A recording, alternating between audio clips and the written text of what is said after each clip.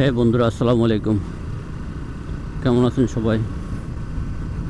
অনেক দিন ভিডিও করা হয় না, শরীরটা খারাপ ছিল, ঠান্ডা লাগছে। দ্বিতীয়ত বৃষ্টি হচ্ছে প্রতিদিনই কম বেশি। বৃষ্টি সারাদিন হয় না, কিন্তু আমি তো ভয়ে সারাদিন আর ভিডিও করার সময় পাই না, মন চাইলেই বের হইতে পারি না। নির্দিষ্ট একটা টাইম আছে আমার বের হওয়ার জন্য, তাও অনেক সময় সেই সময়টা হয় না যে আমি নির্দিষ্ট টাইমের ওভার হয়ে যায়, তাও বের হইতে পারি না। কারণ ভাই কাজ, যারা শুরু থেকে কাজ একবার শুরু করে, কাজ আর তাদের পিছু ছাড়ে না।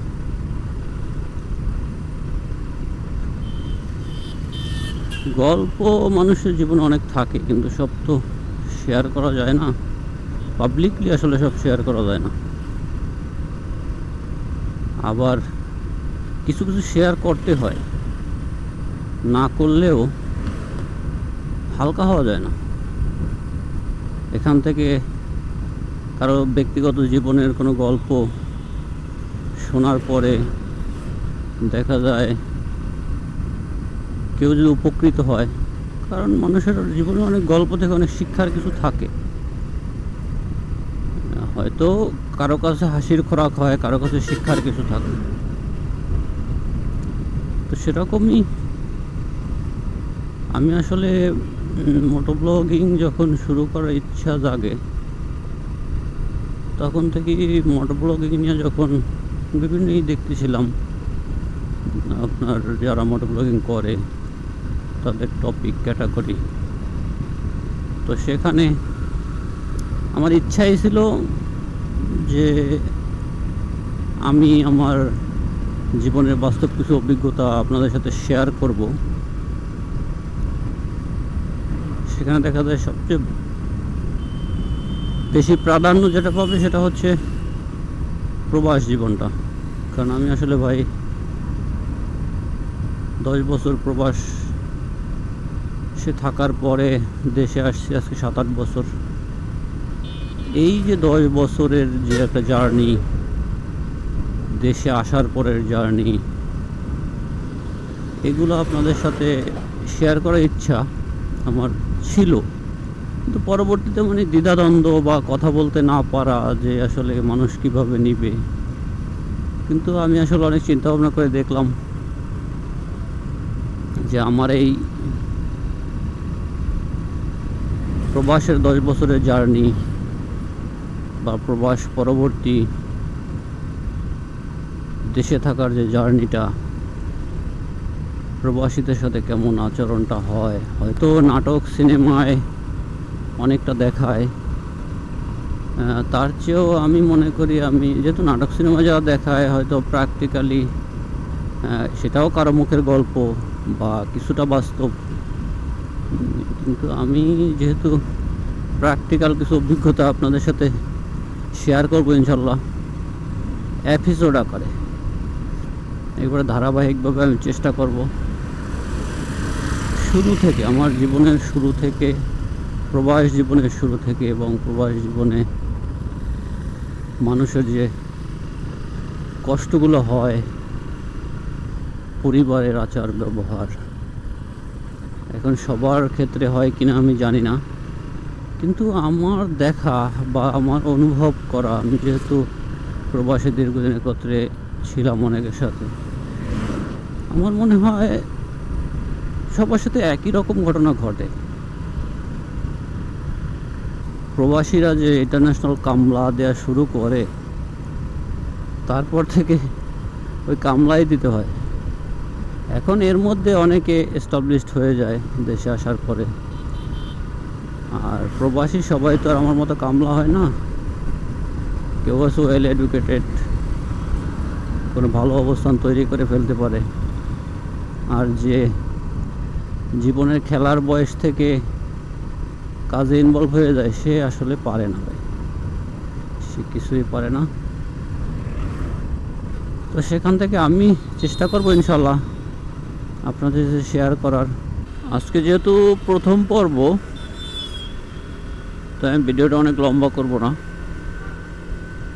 আমার প্রবাস জীবনটা শুরু হয় 2003 সালে। শুরু হলে কী হবে, প্রবাস জীবনে কিছু চ্যালেঞ্জেস যেগুলো প্রবাসীদের মোকাবেলা করতে হয়। প্রথমত যে চ্যালেঞ্জটা মোকাবেলা করতে হয় সেটা হলো টাকা পয়সা জোগাড় করে এখান থেকে যাওয়া।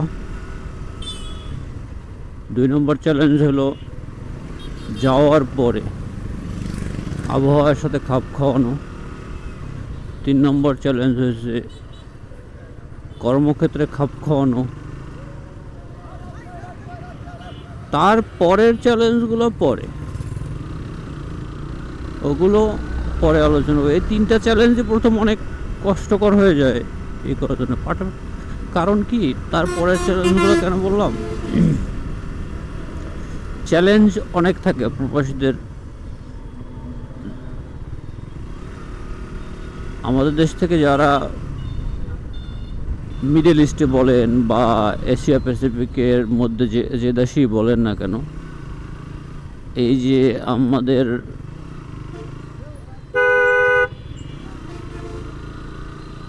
প্রবাসীদের কর্মসংস্থান তৈরি হয় বা মানুষ যে প্রবাসে যায়, এখানে ভিসাটাই মূলত 3D। ভাই 3D বলতে কিন্তু আসলে ওই 3D অ্যানিমেশন বা 3D কালার না, 3D হচ্ছে 3টা ডি, ডি ডি ডি।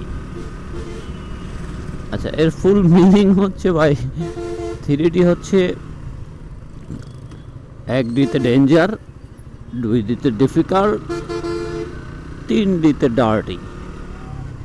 এই 3টা কাজের জন্যই আমাদের দেশে লেবারদের নেওয়া হয়। যাই হোক বন্ধুরা, পরবর্তী পর্বে আলোচনা করবো ইনশাল্লাহ প্রথম চ্যালেঞ্জ যেটা হচ্ছে যে দেশে যাক না কেন প্রথমে যাওয়ার চ্যালেঞ্জ সেটা আর্থিক চ্যালেঞ্জ, ভিসার চ্যালেঞ্জ, এগুলো নিয়ে পরবর্তী পর্বে আলোচনা করবো ইনশাল্লাহ। তারপর ধাপে ধাপে আমি প্রথম যে 3টা চ্যালেঞ্জের কথা বললাম,